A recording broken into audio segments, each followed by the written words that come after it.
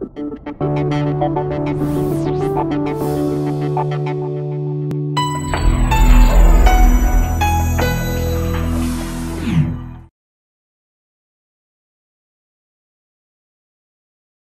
is the Monday Advantage, and this is a three-part series on consultative selling, and this is the third part, and we're going to talk about how you're going to re-engineer an existing vision of a solution when a buyer has a very entrenched expectation about the way they want you to perform or the way they want you to buy, specifically around price or other expected rules that they place on you that trap you and thin your margins.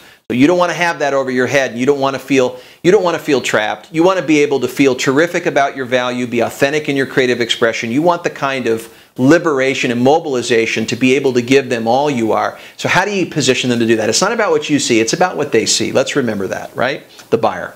Now, when a buyer asks, let's use coaching for example. Let's say someone calls and says, "Hey JD, I'm calling your business. I'd like to get some coaching, but I'm on a budget. I can only pay $500 a month," or something like that. You know, here's what I want for that and so forth. I'd like to get some information about it and find out if you're right for me. Now, of course, I'm going to say, boy, that's a request for proposal. I have probably a 10% chance of closing something like that. He's already got 3 other options out there he's comparing to.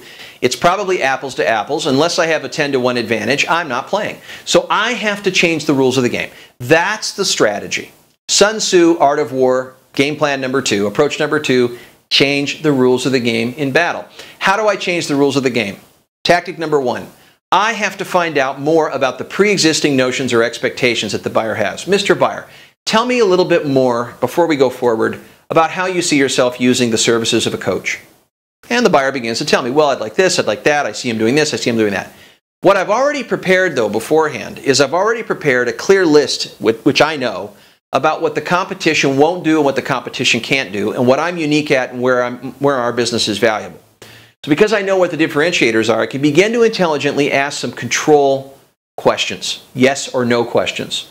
But I can add also onto those, because I'm going to expand his evaluation matrix. So Joe, as I understand it, you've said you want to be able to this and that, and this is what you want the coach to do. This is the role of the coach. This is why you've called. Do I have that correct? There you go. Active listening. He says, yes, that's accurate. He may add on to it. Then I may ask him, out of those unique and valuable qualities, would it also help if you had a way to, I'm going to insert it there. And he says, yeah, I think that would be helpful. I didn't think of that. That'd be great. If you also had a system for managing your day, would that help you? Yes, great. That would be great too. If you had a clearly written and documented life plan with a vision map that was broken down in all the different areas so that you could measure and track progress on all the key areas that are important to you, would it help if you had a written workup like that and some guidance? Yes, I think that would be great, JD. He may say on some things, no, I'm not sure. He may say other things, yeah, that's great. And I'm beginning to build a case. Then I ask him, how do you do it today? What do you do now in comparison to these things? So I'm beginning to explore the impact, the gap, the wedge between how he does it today and how he could do it cockpitted with my capabilities. Kind of put him into my services and then take it out and have him imagine being there and what it would be like and what would be the risk of not doing it and what would be the risk of doing it.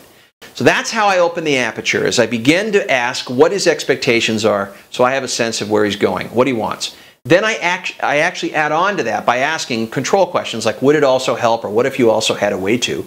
On the can'ts and the won'ts, the competition doesn't do. And then, of course, the unique and valuable qualities. So anything there I can pull from to craft that. Go 10 questions on that. And then I ask him what he does today. Now I've begun to create some impact between his possibilities and what he's doing today. And then from there I can build some impact around that, probably ask him more questions around capabilities, and then this video would be a lot longer to explain. But that's the idea. That's how you open things up. So try that this week to re-engineer a pre-existing vision of a solution. That's the Monday Advantage for this week.